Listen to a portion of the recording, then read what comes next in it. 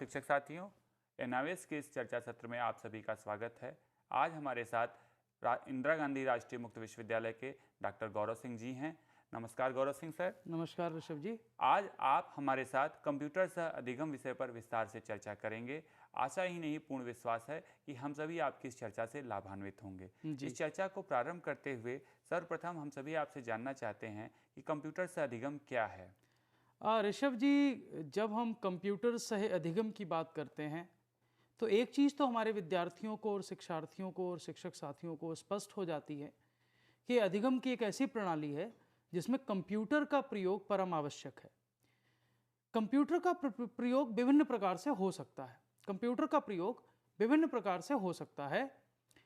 Computer सह अधिगम एक ऐसी अंतःक्रियात्मक तकनीक है जिसमें अनुदेशन सामग्री के प्रस्तुतिकरण, अधिगम के अनुश्रवण अर्थात मॉनिटरिंग तथा किसी अभ्यर्थी की व्यक्तिगत अधिगम आवश्यकताओं के लिए अतिरिक्त अनुदेशन सामग्री को उपलब्ध कराने के लिए कंप्यूटर का प्रयोग किया जाता है। ये तो पारिभाषिक शब्दावली की बात हुई, परंतु यदि हम इसको और स्पष्ट ढंग से समझना चाहें तो पहली चीज तो यह है कि कंप्यूटर सह अधिगम में अंतःक्रियात्मकता एक महत्वपूर्ण लक्षण है। अंतःक्रियात्मकता का अर्थ है कि जैसे कक्षा में शिक्षक और शिक्षार्थी आपस में वार्तालाप करते हैं, एक दूसरे से प्रश्न करते हैं, एक दूसरे को पृष्ठ पोषण देते हैं, शिक्षक शिक्षार्थियों को प्रोत्साहित करता है, ये सब अंतःक्रियात्मकता के तत्व हैं। तो इसी प्रकार कंप्यूटर सह अधिगम प्रणाली में जब कार्यक्रम बनाए जाते हैं तो इस बात का ध्यान रखा जाता है कि चूंकि कंप्यूटर सह अधिगम प्रणाली के प्रयोग में अध्यापक उपस्थित नहीं होता, लेकिन अध्यापक के रूप में कंप्यूटर आधारित यह प्रणाली निरंतर शिक्षार्थी को अंतःक्रियात्मकता के अवसर उपलब्ध कराए। दूसरा बिंदु जो है वह है अनुदेशन सामग्री का प्रस्तुतिकरण। मूलतः अनुदेशन सामग्री का प्रस्तुतिकरण कक्षा में अध्यापक के द्वारा किया जाता है या विद्यार्थी पाठ्यपुस्तक से अनुदेशन सामग्री को ग्रहण करते हैं, परंतु कंप्यूटर सह अधिगम में कंप्यूटर आधारित विभिन्न प्रोग्राम और विभिन्न प्रणालियों के प्रयोग से हम एक ही प्रकार की सामग्री का भिन्न स्वरूपों में प्रस्तुतिकरण करते हैं। तीसरा इसका लक्षण है अधिगम का अनुश्रवण अर्थात मॉनिटरिंग। बच्चे कितना सीख रहे हैं, कक्षा में अध्यापक का भी यही कार्य है कि जब अध्यापक कक्षा में विद्यार्थियों को पढ़ाता है तो वह ये देखता है कि हमारे विद्यार्थी मेरे पढ़ाने के साथ साथ कितना सीख रहे हैं और उसका अनुश्रवण करता है। वो कम सीख रहे हैं तो उसके अनुसार अपनी गति को परिवर्तित करता है, उसके अनुसार विषय वस्तु को परिवर्तित करता है, उसके अनुसार शिक्षण अधिगम प्रक्रिया को परिवर्तित करता है।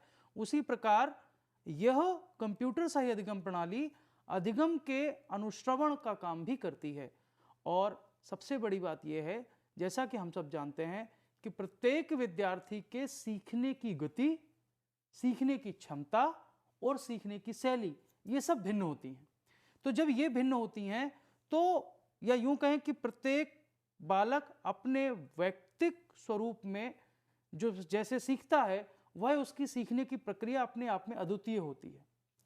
तो प्रत्येक को उसकी वैयक्तिक आवश्यकताओं के अनुरूप शिक्षण सामग्री मिले, और यदि वह शिक्षण सामग्री कक्षा में पूरी कक्षा के लिए जब सामूहिक तौर पर हम प्रस्तुत करते हैं तब उपलब्ध नहीं हो पा रही है तो उसको अतिरिक्त प्रयासों के रूप में यह शिक्षण सामग्री दी जाए।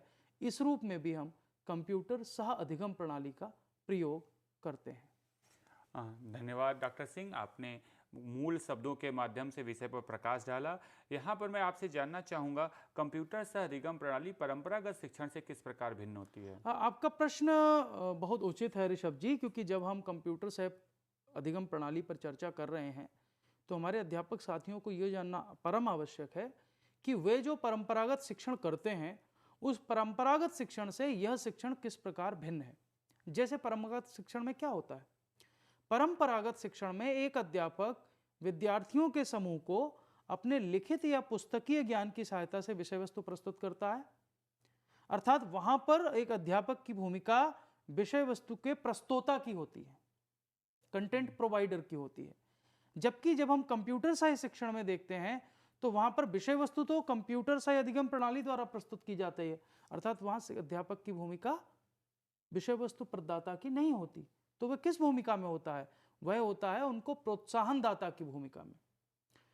जब शिक्षार्थियों को कंप्यूटर द्वारा शिक्षण करना है तो एक अध्यापक कक्षा में विद्यार्थियों को कंप्यूटर के शिक्षा में उपयोग हेतु स्वाध्ययन हेतु प्रेरित करता है और उनको उसका प्रयोग कैसे अच्छे ढंग से वो कर सकते हैं, इसके लिए वो मार्गदर्शक की भूमिका निभाता है। यदि हम परंपरागत शिक्षण और कंप्यूटर सहायक अधिगम शिक्षण में भिन्नता को देखें विभिन्न आयामों पर, तो इसके विविध आयाम हो सकते हैं, जैसे दोनों में शिक्षक की भूमिका क्या है, दोनों में विद्यार्थी की भूमिका क्या है, दोनों में विषय वस्तु किस प्रकार की होती है, और दोनों में अधिगम हेतु प्रोत्साहन कैसे दिया जाता है। जहां तक शिक्षक की भूमिका की बात है, अभी मैं इस पर स्पष्ट बता चुका हूं कि परंपरागत शिक्षण में शिक्षक की भूमिका एक विषय वस्तु प्रदाता की होती है, जबकि कंप्यूटर सहायक अधिगम में एक शिक्षक की भूमिका एक प्रोत्साहक की होती है। जब विद्यार्थी की भूमिका की हम बात करें, तो जो कक्षा परंपरागत शिक्षण है, उसमें आप मेरी बात से सहमत होंगे कि विद्यार्थी एक प्रकार से सुग्राही होता है, ग्राही होता है। अध्यापक उनको कुछ प्रदान करता है और वो उसको ग्रहण करता है। अर्थात एक शिक्षार्थी की भूमिका, एक विद्यार्थी की भूमिका सामान्यतः कुछ ग्रहण करने वाले की होती है, जबकि कंप्यूटर सहायक अधिगम में विद्यार्थी सक्रिय भागीदार होता है, एक्टिव पार्टिसिपेंट होता है। विषय वस्तु की यदि हम बात करें, तो कई बार जो परंपरागत शिक्षण है उसमें जो विषय वस्तु विद्यार्थियों को प्रदान की जाती है वो मुख्यतः सैद्धांतिक प्रकृति की होती है, जबकि कंप्यूटर सहायक अधिगम में जो विषय वस्तु प्रदान की जाती है वह मुख्यतः एक तो वास्तविक अनुभवों पर आधारित होती है, बालक के चारों ओर जो वातावरण है उससे उदाहरण लिए जाते हैं उन पर आधारित होती है, और चूंकि वह विषय वस्तु को स्वयं ग्रहण करता है इसलिए विषय वस्तु ग्रहण करने में वास्तविकता प्रधान हो जाती है। चौथा आयाम है दोनों में भिन्नता का, अधिगम हेतु प्रोत्साहन। जैसा कि आप जानते हैं, परंपरागत शिक्षण में सामान्यतः विषय वस्तु को एक क्रम में प्रस्तुत किया जाता है, तो विषय वस्तु की क्रमबद्धता ये भी प्रोत्साहन का एक आयाम होती है कि मुझको पहले चैप्टर कौन सा पढ़ना है, फिर कौन सा पाठ पढ़ना है, फिर कौन सा पाठ पढ़ना है, तो उसी क्रम में आगे बढ़ने के लिए विद्यार्थियों को प्रोत्साहन मिलता है। जबकि कंप्यूटर सहायक अधिगम में चूंकि विद्यार्थी की गति के अनुसार शिक्षण होता है, विद्यार्थी की रुचि के अनुसार शिक्षण होता है, इसलिए वहां पर प्रोत्साहन के लिए जो प्रमुख कारक होता है वह होता है सीखने की ललक और समस्या समाधान की ललक, क्योंकि वहां वस्तुतः जो विषय वस्तु प्रस्तुत की जाती है वो समस्याओं के रूप में प्रस्तुत की जाती है, तो विद्यार्थी उनके समाधान के लिए प्रयास करता है, इसलिए उसको जो समस्या समाधान करने की ललक है वो ललक मुख्यतः अधिगम के लिए प्रोत्साहन का काम करती है। तो जब हम परंपरागत शिक्षण से भिन्नता देखते हैं कंप्यूटर सहायक अधिगम की, तो हम पाते हैं वहाँ शिक्षक की भूमिका में भिन्नता है, वहाँ विद्यार्थी की भूमिका में भिन्नता है, वहाँ विषय वस्तु के प्रकृति में और विषय वस्तु के प्रस्तुतिकरण के तरीके में भिन्नता है, और साथ ही अधिगम हेतु जो प्रोत्साहन के कारक हैं उनमें भी भिन्नता पाई जाती है। आपने विस्तार से बताया कि किस प्रकार कंप्यूटर सहायक अधिगम परंपरागत शिक्षण से भिन्न है। इसी क्रम में हम आपसे जानना चाहेंगे कंप्यूटर सहायक अधिगम के क्या लाभ होते हैं। लाभों पर चर्चा करने से पहले मुझे लगता है कि हमें कंप्यूटर सहायक अधिगम के कुछ अनुप्रयोगों पर दृष्टि डालनी चाहिए, क्योंकि जब हम इसके अनुप्रयोगों पर दृष्टि डालेंगे तो फिर हमें लाभ को समझने में आसानी रहेगी। सामान्यतः कंप्यूटर सहायक अधिगम का प्रयोग एक तो दूरस्थ अधिगम में और दूरस्थ शिक्षा में बहुतायत किया जाता है, और ये दोनों रूप में किया जाता है। वेब आधारित शिक्षा के रूप में, अर्थात जब हम इंटरनेट का इस्तेमाल करते हैं कंप्यूटर सहायक अधिगम के लिए, और वेब रहित शिक्षा के रूप में, अर्थात जब हम कंप्यूटर या वीडियो टेक्नोलॉजी का तो प्रयोग करते हैं, वीडियो तकनीक का तो प्रयोग करते हैं, लेकिन उसके लिए इंटरनेट की आवश्यकता नहीं होती है। तो एक चीज तो यहाँ पर यह स्पष्ट हो जाती है कि जब कंप्यूटर सहायक अधिगम के अनुप्रयोगों की हम बात कर रहे हैं, तो कंप्यूटर सहायक अधिगम के दोनों प्रकार के अनुप्रयोग दूरस्थ अधिगम और शिक्षा में होते हैं। एक तो इंटरनेट और वेब आधारित शिक्षा प्रणाली के रूप में, और दूसरा बिना इंटरनेट के कंप्यूटर और वीडियो टेक्नोलॉजी के रूप में। मैं एक उदाहरण के रूप में इसको प्रस्तुत करता हूं। मान लीजिए आप किसी बच्चे को विज्ञान का या पर्यावरण अध्ययन का एक पाठ पढ़ाना चाहते हैं। मान लीजिए आप जल के अनुप्रयोग या जल विषय से संबंधित पाठ कंप्यूटर सहायक अधिगम के माध्यम से पढ़ाना चाहते हैं, तो इसके दो तरीके हो सकते हैं कंप्यूटर सहायक अधिगम में। एक, उसको जल के विभिन्न अनुप्रयोगों, जल के स्रोतों, जल में पाए जाने वाले घटकों, जल में पाए जाने वाले जीवों, अच्छे जल और प्रदूषित जल के बीच अंतर, भारत में पेयजल की समस्या, इससे संबंधित कुछ चित्र, कुछ वीडियो क्लिप्स जो तमाम जगह उपलब्ध हैं, उनको मिलाकर एक प्रोग्राम बनाएं और वो प्रोग्राम एक सीडी के माध्यम से विद्यार्थी तक पहुंचा दें। जब विद्यार्थी इस प्रकार विकसित कंप्यूटर से अधिगम प्रारूप से अध्ययन करेगा तो उसके लिए इंटरनेट की आवश्यकता नहीं होगी।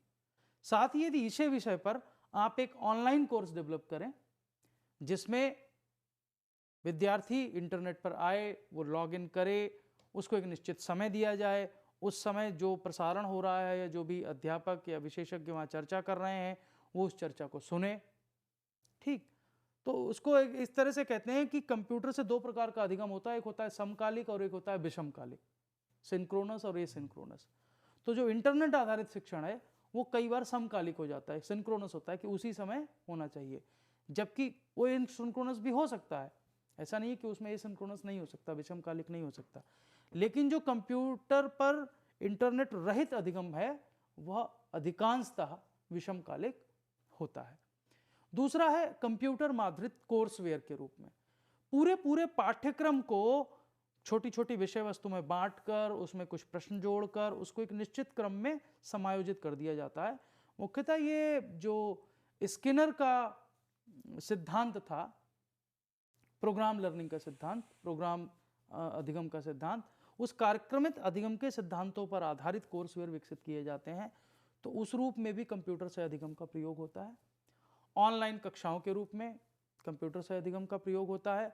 यह कई बार क्या होता है कि यदि एक स्रोत से संपूर्ण जानकारी उपलब्ध कराना संभव नहीं है तो जो इस प्रकार के अनुप्रयोगों को कर रहे हैं शिक्षक, वह एक से ज्यादा अनुप्रयोगों को एक साथ जोड़कर इनका समन्वित रूप में प्रयोग करते हैं। तो ये कुछ मुख्य अनुप्रयोग हैं। अब यदि हम इन अनुप्रयोगों को देखें तो हमें प्राप्त होगा कि कंप्यूटर सही अधिगम से हमें कौन कौन से लाभ मिलते हैं। जैसे पहला लाभ है कि कंप्यूटर सही अधिगम सूचना प्रदान करने के एक से अधिक माध्यम उपलब्ध कराता है। एक से अधिक माध्यम की हम बात इसलिए कर रहे हैं क्योंकि वो हमको सीडी के रूप में भी सूचना प्राप्त होती है, उसके माध्यम से हम चित्र भी भेज सकते हैं, उसके माध्यम से हम वीडियो भी भेज सकते हैं, उसके माध्यम से हम किसी का लेक्चर, किसी का भाषण भी प्रयोग कर सकते हैं, किसी के कोई विशेषज्ञ है जो उस क्षेत्र का, उसके विचारों को भी हम रिकॉर्ड करके इस्तेमाल कर सकते हैं।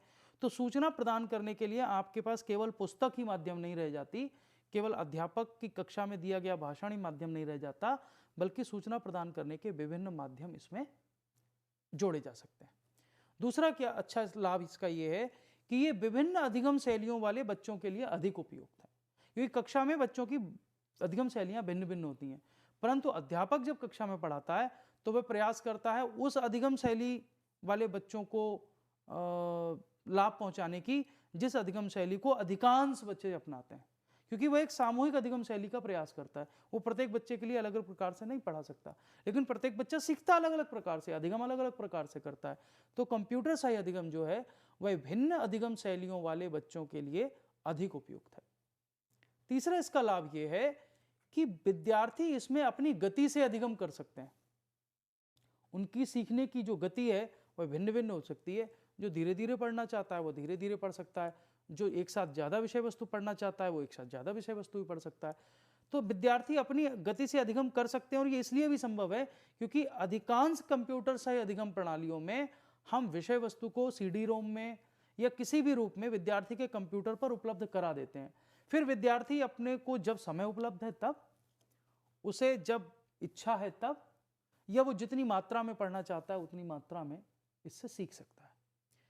इसमें अंतःक्रियात्मकता होती है, जिसकी बात मैंने पहले भी की कि अंतःक्रियात्मकता बनाए रखना एक बड़ी चुनौती भी है उनके लिए जो कंप्यूटर सही अधिगम प्रणाली पर आधारित विषय वस्तुओं को तैयार करते हैं। साथ ही कंप्यूटर सही अधिगम प्रणाली से जब बच्चे सीखते हैं तो इसकी जो आकलन प्रक्रिया होती है वो भी आसान होती है। इसमें एक तो स्व आकलन की व्यवस्था की जाती है। अभी जब हम विभिन्न प्रकार के कंप्यूटर से अधिगम पर चर्चा करेंगे तब इस पर आगे बढ़ेंगे विस्तार से कि स्व आकलन का इसमें समावेशन होता है, और साथ ही इसमें लचीलापन होता है। तो ये कंप्यूटर से अधिगम के कुछ महत्वपूर्ण लाभ हैं। इसके साथ ही परंपरागत कक्षा कक्ष शिक्षण और अधिगम सामग्री को एक अतिरिक्त मदद मिल जाती है। यदि शिक्षक ये चाहे कि वो सामान्य पद्धति से भी पढ़ाता रहे और यदि उसके पास व्यवस्था है वह कंप्यूटर सही अधिगम को भी इस्तेमाल करे, तो कंप्यूटर सही अधिगम को वह एक अतिरिक्त सामग्री के रूप में प्रयोग कर सकता है। तो इसका एक बड़ा लाभ है कंप्यूटर सही अधिगम में एक और बड़ा लाभ होता है कि इसमें विद्यार्थी को तात्कालिक पृष्ठ पोषण मिल जाता है, उसको फीडबैक तुरंत मिल जाता है। उसने अगली विषय वस्तु पर पहुंचने से पहले पिछली विषय वस्तु में उसने कितना सीखा, किस हद तक सीखा, उसका पृष्ठ पोषण उसको मिलता है, तभी वह अगली विषय वस्तु पर जाता है। चूंकि अधिकांश समय विद्यार्थी स्वयं सारी प्रक्रियाओं को संचालित करते हैं, स्वयं कंप्यूटर को ऑपरेट करते हैं, स्वयं वीडियो देखते हैं, स्वयं ऑडियो सुनते हैं, स्वयं प्रश्नों के उत्तर देते हैं, स्वयं भी अगली विषय वस्तु पर डालते हैं, तो विद्यार्थी अधिगम प्रक्रिया में अधिकतम समय तक सक्रिय रहते हैं। तो अधिकतम समय तक सक्रिय बनाए रखना ये भी इसका एक बड़ा लाभ है। इसमें प्रोत्साहन तुरंत मिलता है और इसका सबसे बड़ा लाभ उन विद्यार्थियों के लिए है जहां आपको उपचारात्मक शिक्षण की आवश्यकता होती है। हम सब जो शिक्षक शिक्षा से जुड़े लोग हैं वो जानते हैं, और शिक्षक भी इस बात को जानते हैं और समझते हैं कि कक्षा में सारे विद्यार्थी एक गति से नहीं सीखते और एक समान नहीं सीखते। तो एक पाठ समाप्त होने के बाद जब अध्यापक उनका परीक्षण लेता है तो उसको लगता है कि कुछ विद्यार्थी कुछ क्षेत्रों में पीछे रह गए। फिर वो एक परीक्षण के माध्यम से ये जानने का प्रयास करता है कि वो किन क्षेत्रों में पीछे रह गए, जिसको निदानात्मक परीक्षण कहते हैं, डायग्नोस्टिक टेस्टिंग। और जब वो उन क्षेत्रों की पहचान कर लेता है तो यदि अध्यापक उन क्षेत्रों पर आधारित कंप्यूटर से अधिगम प्रारूप में विषय वस्तु उनके सामने प्रस्तुत करे तो वह एक उपचारात्मक शिक्षण की युक्ति के रूप में प्रभावी प्रयोग कर सकता है। आपने विस्तार से इसके लाभ और अनुप्रयोग की चर्चा की जी। अब मैं ये जानना चाहूँगा कि कंप्यूटर से अधिगम के उपयोग की विभिन्न विधियाँ क्या हैं? जी हाँ, हमारे शिक्षार्थियों के लिए और हमारे शिक्षकों के लिए जानना आवश्यक है कि यदि कंप्यूटर से अधिगम के इतने लाभ हैं तो वो इसको प्रयोग कैसे करेंगे अपनी कक्षा में। क्योंकि प्रयोग, विषय वस्तु या किसी भी विषय में चर्चा करना महत्वपूर्ण है, लेकिन शिक्षकों के लिए उससे ज़्यादा महत्वपूर्ण है ये जानना कि उनको जो बातें बताई जा रही हैं, जिन विषयों की हम चर्चा कर रहे हैं, यदि उनको कक्षा में उनके अभ्यास के अवसर दिए जाएं तो वे कैसे करेंगे। देखिए, कंप्यूटर से अधिगम के उपयोग की ऋषभ जी बहुत सारी विधियां हैं, परंतु यहाँ मैं 4 मुख्य विधियों पर चर्चा करना प्रारंभ करता हूँ और इन्हीं 4 पर अपने वार्ता को हम लोग सीमित रखेंगे।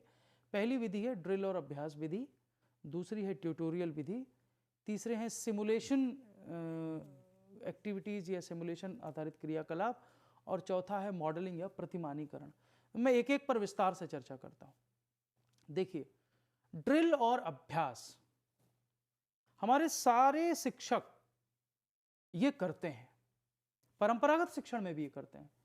गणित में बहुत बाद में प्रयोग होता है, अन्य विषयों में भी कुछ मात्रा में प्रयोग होता है कि विद्यार्थियों को हम निरंतर अभ्यास देते हैं, चाहे वो उनको कोई वर्तनी याद करने का अभ्यास हो, उनको व्याकरण से संबंधित अभ्यास हो, गणित के प्रश्नों को हल करने संबंधी अभ्यास हो, और ये मानते हैं कि वो जितना अभ्यास करेंगे उतना वो निपुण होते जाएंगे। कहावत भी है, करत करत अभ्यास थे जड़मति होत सुजान। तो कंप्यूटर सह अधिगम में क्या होता है, इसमें विद्यार्थी को एक विषय वस्तु छोटी मात्रा में प्रदान करने के बाद उसको उस विषय वस्तु पर अभ्यास के बहुत सारे अवसर प्रदान किए जाते हैं। अर्थात छोटे छोटे बहुत सारे अभ्यास कार्य हम इसमें बना लेते हैं, या कुछ प्रश्नोत्तरियां बना लेते हैं, छोटे छोटे प्रश्न बना लेते हैं और उनके उत्तर होते हैं। तो शिक्षार्थी को उसमें अनगिनत अवसर उपलब्ध कराए जाते हैं। वो जितनी बार अभ्यास करना चाहे भिन्न भिन्न रूपों से उसको अभ्यास के अवसर उपलब्ध कराए जाते हैं, जिससे कि वह विषय वस्तु उसने जितनी पढ़ी है, जितना देखा है, जितना सुना है, उसका वह पूर्ण रूप से अभ्यास करके उसमें निपुण हो सके। तो एक तो उसमें अभ्यास के अनगिनत अवसर उपलब्ध होते हैं। साथ ही इसमें यह ध्यान दिया जाता है कि शिक्षार्थी जब किसी प्रश्न को हल करने का या किसी समस्या के समाधान करने का पहला प्रयास करे, वह प्रयास में यदि सफल हो जाए तो अच्छी बात है, यदि सफल नहीं भी हो तो भी उसको प्रश्न पोषण मिले कि वो सफल क्यों नहीं हुआ। तो इसमें एक ये प्रयास किया जाता है कि उसके प्रत्येक किसी भी समस्या को समाधान करने के या किसी प्रश्न का उत्तर देने के प्रत्येक प्रयास के बाद प्रश्न पोषण की व्यवस्था इसमें की जाती है। साथ ही यदि उत्तर बार बार गलत हो रहा है, विद्यार्थी विषय वस्तु को पढ़ रहा है फिर भी वो नहीं समझ पा रहा है, उत्तर बार बार गलत हो रहा है, तो फिर इसमें संकेतकों की व्यवस्था भी की जाती है कि उसको उचित संकेतक दिए जा सकें, ताकि अगली बार जब वो पढ़े तो उन संकेतकों को ध्यान में रखते हुए विषय वस्तु को पढ़े और फिर से प्रश्नों को हल करे। खासतौर पर तथ्यों की जानकारी देने में, नियमों की जानकारी देने में, कुछ कठिन विषय वस्तुओं के शिक्षण में ये विधि बहुत उपयोगी है।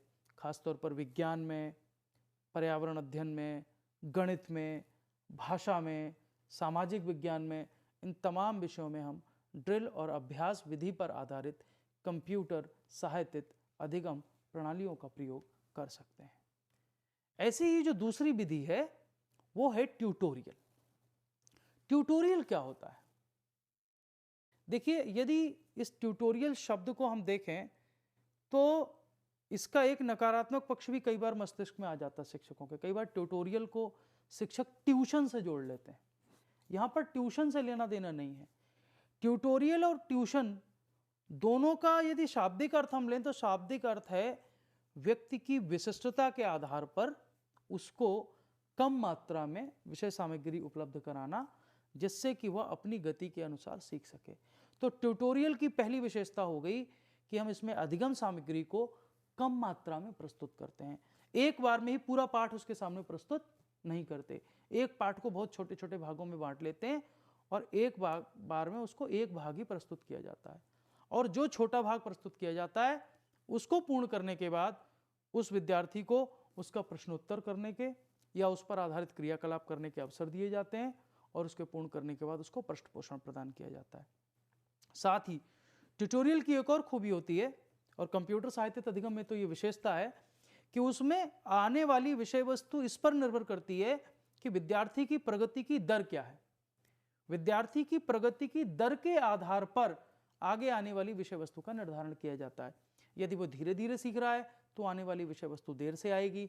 यदि वह जल्दी जल्दी सीख रहा है तो आने वाली विषय वस्तु शीघ्रता से उसके समक्ष आ जाएगी। साथ ही इसमें रैखिक क्रम में विषय वस्तु का नियोजन या समायोजन किया जाता है। तो इससे खासतौर पर ऐसी विषय वस्तु जहां आपको रैखिक क्रम में या क्रमिक रूप में विषय वस्तु प्रदान करनी है, जैसे कई बार गणित में जो कठिन प्रश्न होते हैं या कठिन सूत्र होते हैं जिसमें एक सूत्र को कई चरणों में सीखना होता है, या विज्ञान में कई बार निगमन के बहुत सारे उदाहरण हैं जहां उनको विभिन्न सिद्धांतों का या नियमों का निगमन करना पड़ता है, तो वहां उनको क्रमिक रूप से आगे बढ़ना होता है। तो ऐसी विषय वस्तु को प्रस्तुत करने में ट्यूटोरियल बहुत मदद करते हैं। खास तौर पर ऐसी विषय सामग्री जहां पर विश्लेषण की आवश्यकता होती है, जो विश्लेषणात्मक विषय सामग्री है, जहां हम विद्यार्थियों से अपेक्षा करते हैं कि वो किसी वस्तु को, खासतौर पर भाषा में, भाषा कौशलों के विकास में, कॉम्प्रिहेंशन को समझने में, इस तरह के जो विषय वस्तु है उनके अध्ययन के लिए ट्यूटोरियल एक महत्वपूर्ण विधि होती है। एक और विधि है जिसको हम लोग कहते हैं सिमुलेशन क्रियाकलाप। ये सिमुलेशन क्रियाकलाप क्या होता है?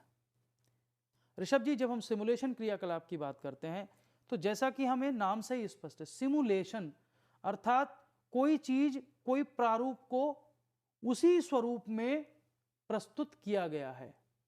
ठीक, हमने कंप्यूटर के सिमुलेटर देखे हैं। अगर हमारे अध्यापक कभी किसी अच्छे कार चलाने वाले संस्थान में गए होंगे तो वहाँ उन्होंने कार चलाने के सिमुलेटर देखे होंगे, या टीवी पर या समाचारों में ये सुना होगा कि कई बार जो लोग हवाई जहाज चलाना सीखते हैं उनको सबसे पहले एक सिमुलेटर पर अभ्यास कराया जाता है। तो सिमुलेटर क्या होता है? आभासी परिस्थिति में, आभासी स्थिति में वास्तविक परिस्थितियों को प्रदान किया जाता है। तो एक तरह से कंप्यूटर द्वारा निर्मित इस प्रकार की सामग्री एक वास्तविक प्रक्रियाओं की नकल होती है। जैसे मैं इसका उदाहरण देता हूं, मान लीजिए बच्चों को हमें यह बताना है कि मेटलर्जी का जो टॉपिक है कि लौह अयस्क से लौह कैसे बनता है। अब या तो हम उसको उसके विभिन्न चरणों को पाठ्यपुस्तक में लिखकर पढ़ा दें, या हमारे पास यदि संभव है तो हम उनको जहां लौह अयस्क से लौह बनता है ऐसे किसी फैक्ट्री में जाकर, कारखाने में जाकर उनको घुमा दें। लेकिन वो खतरनाक है। सब जानते हैं कि बात्या भट्टी जहाँ पर ये पिघलता है लौह अयस्क, वहाँ पर 1200 डिग्री सेंटीग्रेड, 1500 डिग्री सेंटीग्रेड इतना उच्च तापमान होता है, उसके आसपास भी जाना संभव नहीं होता। और प्रक्रिया उसके अंदर घटती है, प्रक्रिया तो उसके अंदर घटती है। लौह अयस्क से लौह, वो कौन देखेगा? उसको वास्तविक परिस्थितियों में दिखाना संभव नहीं है, और यदि जीवंत परिस्थितियों में दिखाएंगे तो बहुत खतरनाक प्रयोग है। तो यदि हम उसका सिमुलेशन बना लें कंप्यूटर पर, यदि उसको सिमुलेशन के रूप में तैयार कर लें और उसको सिमुलेटेड परिस्थिति में, सिमुलेटेड रूप में बच्चों के सामने प्रस्तुत करें, तो बच्चे समझ पाएंगे कि हाँ, लौह अयस्क किस पाइप से आता है, कहाँ गिरता है, कैसे तापमान आगे बढ़ता है, किस प्रकार वो प्रस्तुत होता है। मॉडलिंग भी लगभग इसी तरह से काम करती है। जब हम मॉडलिंग की बात करेंगे तब दोनों में अंतर स्पष्ट करेंगे। तो विज्ञान, गणित, सामाजिक विज्ञान में बहुत सारे ऐसे विषय हैं जिनको हम सिमुलेशन के माध्यम से पढ़ा सकते हैं। मॉडलिंग सामान्यतः प्राकृतिक, पारिस्थितिक या मानव निर्मित संस्थान या मानव निर्मित जो यंत्र होते हैं उनका प्रतिमान बनाकर उनकी वास्तविक क्रियाविधि दर्शाई जाती है। आभासी रूप से जब हम वास्तविक क्रियाविधि को प्रस्तुत करते हैं, वास्तविक प्रक्रिया को अभ्यास के अवसर के रूप में प्रदान करते हैं, तब उसको हम प्रतिमानीकरण या मॉडलिंग कहते हैं। इसका प्रयोग भी हम महंगे, खतरनाक या आसानी से उपलब्ध ना हो पाने वाले उपकरणों तथा प्रक्रियाओं के अनुभव में उपयोगी मानते हैं। अब आपने विस्तार से इन विधियों के बारे में 4 पक्षों को लेकर समझाया और कहीं न कहीं हम ये समझ रहे हैं कि ये हमारे शिक्षण के लिए बहुत उपयोगी है। जी। इसी से जुड़ा हुआ एक प्रश्न यह भी है कि कंप्यूटर सह अधिगम की योजना कैसे बनाई जाए? हाँ, देखिए, शिक्षकों को एक तो ये जानना जरूरी था कि कंप्यूटर सह अधिगम के कौन से विभिन्न प्रकार हैं, कौन सी विभिन्न प्रविधियां हैं जिनका वे प्रयोग अपनी कक्षा में कर सकते हैं। और मुझे आशा है कि जिन्होंने इस कार्यक्रम को सुना और देखा है वे लोग अब तक इतना तो समझने में सफल हुए ही होंगे कि कंप्यूटर सह अधिगम के बहुत सारे प्रारूप हैं और उन प्रारूपों का हम प्रयोग कर सकते हैं। लेकिन जब बात आती है योजना बनाने की, जब कंप्यूटर सह अधिगम की एक शिक्षक योजना बनाता है तब उसे सबसे पहले अपना उद्देश्य निर्धारित करना पड़ता है कि वह कंप्यूटर सह अधिगम को क्यों प्रयोग करना चाहता है। जैसे जब हम विभिन्न प्रणालियों का उदाहरण दे रहे थे, मान लीजिए कक्षा में एक शिक्षक को वर्षा चक्र पढ़ाना है, जल चक्र पढ़ाना है। अब या तो वो जल चक्र के उदाहरण देगा, जल चक्र का चार्ट दिखाएगा, परंतु यदि उसके पास उसका कोई सिमुलेशन मॉडल, उसको कहीं कंप्यूटर आधारित मॉडल मिल जाता है, तो वह उस कंप्यूटर आधारित मॉडल का प्रयोग करके बच्चों को बहुत आसानी से समझा सकता है कि किस प्रकार से जल में वाष्पीकरण होता है, कैसे उसमें संघनन होता है, कैसे उसका द्रवीकरण होता है, और वह तीनों प्रक्रियाएं एक सिमुलेशन के माध्यम से सिखा सकता है। तो उसको पढ़ाने का उद्देश्य क्या है। दूसरा, जब वह कंप्यूटर सह अधिगम की योजना बनाता है तो उसको यह भी ध्यान में रखना आवश्यक है कि उसके यहाँ कितने कंप्यूटर उपलब्ध हैं भी कि नहीं है। क्योंकि कंप्यूटर सह अधिगम का प्रयोग आप तभी कर सकते हैं जब आपके पास कंप्यूटर उपलब्ध हो और पर्याप्त संख्या में उपलब्ध हो। यदि उपलब्ध नहीं है तो आप कंप्यूटर सह अधिगम का प्रयोग कैसे करेंगे, नहीं कर सकते। तो शिक्षकों को यह भी ध्यान रखना होगा कि यदि वो कंप्यूटर सह अधिगम प्रणाली का प्रयोग करना चाहते हैं तो उनके कितने कंप्यूटर हैं, किस प्रकार से उपलब्ध हैं, जहां कंप्यूटर है वहां स्थान कितना है। यदि वो चाहे कि उसकी कक्षा में 50 विद्यार्थी है, 40 विद्यार्थी है, 30 विद्यार्थी हैं और कंप्यूटर 10 हैं, तो क्या वह 3, 4 या 5 विद्यार्थियों के समूह को एक कंप्यूटर पर बिठा सकता है। तो कंप्यूटर पर स्थान प्रबंधन किस प्रकार करना है ताकि इस कंप्यूटर पर सारे बच्चे एक साथ देख सकें। विषय वस्तु की प्रकृति क्या है, विषय वस्तु की प्रकृति के अनुसार उसको विधि का चयन करना होगा और उसके बाद कंप्यूटर सह अधिगम का क्रियान्वयन करना होगा, जिसमें उसमें विद्यार्थियों को बताना होगा कि आज उसको किन उद्देश्यों को प्राप्त करना है, उसको उससे क्या सीखना है, वो उसको किस प्रकार अन्य क्रियाकलापों में समावेशित करेगा।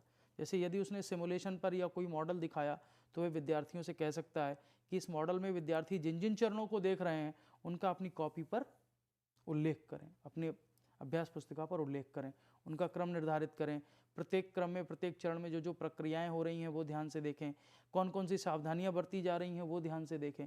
तो इस तरह से कंप्यूटर सह अधिगम का क्रियान्वयन और प्रभावी क्रियान्वयन ये भी एक शिक्षक का महत्वपूर्ण, कहना चाहिए कि एक शिक्षक की जिम्मेदारी हो जाती है। धन्यवाद गौरव जी, आपने विस्तार पूर्वक कंप्यूटर सह अधिगम की संकल्पना, इसके लिए आवश्यक संसाधन, विधि और लाभ पर चर्चा की। मैं अपने शिक्षार्थियों की ओर से आपसे निवेदन करूंगा कि आप अपनी विचारों को संक्षेप में हमारे लिए एक बार पुनः प्रस्तुत करें, जिससे हम उसे बाद में समराइज कर सकें। जी ऋषभ जी, देखिए, आज हमने जो चर्चा की उस चर्चा की हमने प्रारंभ किया कंप्यूटर सह अधिगम की प्रस्तावना से कि ये होता क्या है, इसके मुख्य लाभ क्या होते हैं। हमने ये भी आज चर्चा की कि कंप्यूटर सह अधिगम की कौन कौन सी प्रणालियां हैं जिनका प्रयोग अध्यापक कक्षा में कर सकते हैं, चाहे वो ड्रिल और अभ्यास विधि हो, चाहे वो ट्यूटोरियल विधि हो, चाहे वो सिमुलेशन हो या मॉडलिंग हो, इन सब का प्रयोग अध्यापक कर सकते हैं। साथ ही हमने ये भी बात की कि जब अध्यापक इनका प्रयोग करें तो उनको कौन सी सावधानियां रखनी चाहिए, उनको कैसे विषय वस्तु का चयन करना चाहिए, कैसे उद्देश्यों का चयन करना चाहिए, कैसे वहाँ पर जो संसाधन उपलब्ध हैं कंप्यूटर से संबंधित उन संसाधनों को ध्यान में रखकर ही इसका प्रयोग करना चाहिए। तो मुझे आशा है कि आज का ये कार्यक्रम देखने के बाद हमारे शिक्षार्थी और हमारे शिक्षक जो भी मित्र इसको देख रहे हैं वो इसको प्रयोग करने का प्रयास करेंगे और अपनी कक्षा में यदि संभव हो तो कंप्यूटर सही अधिगम के माध्यम से विशेषतः उन विद्यार्थियों को अवसर उपलब्ध कराएंगे जो विद्यार्थी सामान्य कक्षा में अध्यापक की सामान्य गति से सीखते समय कहीं पीछे छूट जाते हैं या उनकी व्यक्तिगत अधिगम आवश्यकताएं या व्यक्तिगत अधिगम शैलियां भिन्न होती हैं जिस कारण वो शायद पीछे रह जाते हैं। तो कंप्यूटर साहित्य अधिगम का वहाँ प्रयोग बहुत प्रभावी ढंग से किया जा सकता है, ऐसा मेरा मानना है। निश्चित रूप से आपके इस विचार से हम सहमत हैं और कंप्यूटर से अधिगम द्वारा हम अपने शिक्षण की गुणवत्ता, विद्यार्थियों की अधिगम शैली, अधिगम में भिन्नता को संवर्धित करने का प्रयास करेंगे। इस चर्चा में भाग लेने के लिए, अपने महत्वपूर्ण विचारों को हम सभी से साझा करने के लिए आपका आभार और धन्यवाद। धन्यवाद ऋषभ जी।